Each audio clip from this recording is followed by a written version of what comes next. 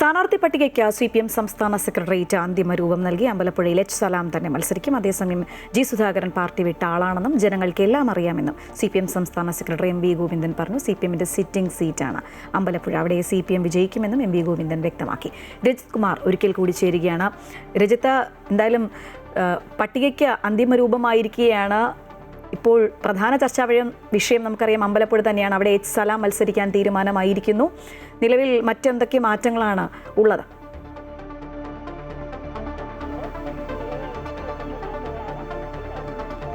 ഇന്ന് ചേർന്ന സംസ്ഥാന സെക്രട്ടേറിയറ്റിലാണ് ഈ കാര്യങ്ങളൊക്കെ തീരുമാനങ്ങൾ ഉണ്ടായത്. നേരത്തെ തന്നെ സ്ഥാനാർത്ഥികളുടെ കാര്യത്തിൽ ഒരു തീരുമാനമുണ്ടായിരുന്നു. അപ്പോൾ തന്നെയാണ് അമ്പലപ്പുഴ ഉൾപ്പെടെയുള്ള സ്ഥലങ്ങളിൽ സിറ്റിംഗ് MLA മാർ തന്നെ മത്സര രംഗത്തേക്ക് എത്തുമെന്ന കാര്യത്തിൽ നേരത്തെ തീരുമാനമുണ്ടായിരുന്നു. ആ തീരുമാനത്തിൽ തന്നെ ഉറച്ചു നിൽക്കുകയാണ്.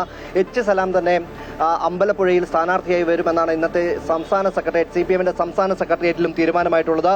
അവിടെ സംസ്ഥാന തലത്തിൽ തന്നെ CPMന് വെല്ലുവിളി ഉയർത്തിക്കൊണ്ട് G. സുധാകരൻ സ്വതന്ത്രനായി മത്സരിക്കുന്നുണ്ടെങ്കിലും CPM തന്നെ അവിടെ വിജയം നേടും, ഉറച്ച വിജയം നേടുമെന്നാണ് അദ്ദേഹം വ്യക്തമാക്കുന്നത്. അതുകൊണ്ട് തന്നെ H. സലാം തന്നെ ഇവിടെ മത്സര രംഗത്തുണ്ടാവും. പാർട്ടിയുടെ സ്ഥാനാർത്ഥിയായി H. സലാം തന്നെ മത്സര രംഗത്തുണ്ടാകും. അമ്പലപ്പുഴയിൽ പാർട്ടിയുടെ സീറ്റാണ് എന്ന കാര്യവും അദ്ദേഹം വ്യക്തമാക്കുന്നു. ഏതൊരു സാഹചര്യത്തിലും ഇതിൽ നിന്ന് മാറുന്നില്ല എന്നൊരു നിലപാട് കൂടി അദ്ദേഹം സ്വീകരിക്കുകയാണ്.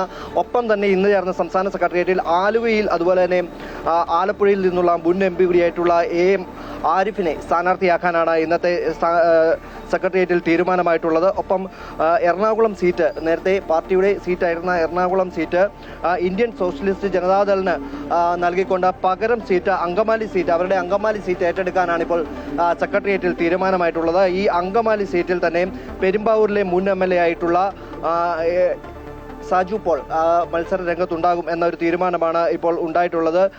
മറ്റ് സീറ്റുകളിലൊന്നും തന്നെ പാർട്ടിയുടെ ഭാഗത്തു നിന്നും അല്ലെങ്കിൽ സെക്രട്ടേറിയറ്റിൽ തീരുമാനങ്ങളൊന്നും ഉണ്ടായിട്ടില്ല എന്ന വിവരം കൂടി ലഭിക്കുന്നുണ്ട്. പാലക്കാട് അടക്കമുള്ള കാര്യങ്ങളിൽ ചർച്ചയായി. എന്നാൽ ഈ പാലക്കാട് അടക്കം ഒരു സർപ്രൈസ് സ്ഥാനാർത്ഥി ഉണ്ടാകുമെന്ന ഒരു സൂചനയാണ് ലഭിക്കുന്നത്. മറ്റ് സ്ഥലങ്ങൾ നേരത്തെ തീരുമാനിച്ചത് തളിപ്പറമ്പ് അടക്കമുള്ള സ്ഥലങ്ങളിൽ സ്ഥാനാർത്ഥികൾ ജില്ലാ സെക്രട്ടേറിയറ്റ് നൽകിയ ലിസ്റ്റ് അംഗീകരിക്കുകയായിരുന്നു. ആ ലിസ്റ്റ് പ്രകാരം തന്നെ മുന്നോട്ട് പോകാനാണ് തീരുമാനം. പാർട്ടി അണികൾക്കിടയിൽ നിന്നുള്ള എതിർപ്പുകൾ വകവയ്ക്കാതെ തന്നെ ജില്ലാ സെക്രട്ടേറിയറ്റ് നൽകിയിട്ടുള്ള മറ്റ് ലിസ്റ്റുകളുമായി മുന്നോട്ട് പോയി സ്ഥാനാർത്ഥി പ്രഖ്യാപനം അടക്കം നടത്താനാണ് ഇപ്പോൾ തീരുമാനിച്ചിട്ടുള്ളത്. ഇന്നും സംസ്ഥാന സെക്രട്ടേറിയറ്റിന് ശേഷം MV ഗോവിന്ദൻ വ്യക്തമാക്കിയിരിക്കുന്നത് തെരഞ്ഞെടുപ്പ് വിജ്ഞാപനം ഉണ്ടായതിനു ശേഷം അടുത്ത മണിക്കൂറിൽ തന്നെ CPMന്റെ സ്ഥാനാർത്ഥികളെ പ്രഖ്യാപിക്കുമെന്ന കാര്യം അദ്ദേഹം അസന്നിഗ്ധമായി തന്നെ വ്യക്തമാക്കുകയും ചെയ്തു. ശരി രജിത്ത്, സ്ഥാനാർത്ഥി പട്ടികയ്ക്ക് എന്തായാലും CPM സംസ്ഥാന സെക്രട്ടേറിയറ്റ് അന്തിമ രൂപം നൽകിയിരിക്കുകയാണ്.